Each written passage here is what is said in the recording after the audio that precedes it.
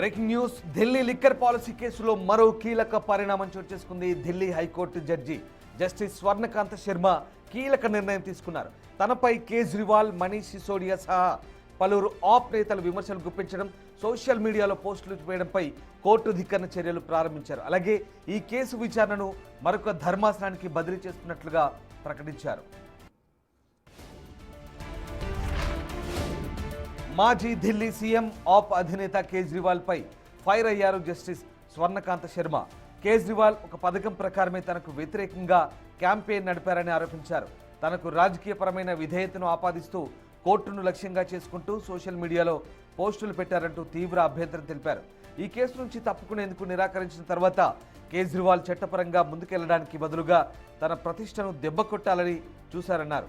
Walk స్వాతంత్రం ముసుగులో న్యాయ వ్యవస్థను తక్కువ చేసే ప్రయత్నాలను అనుమతించలేమన్నారు.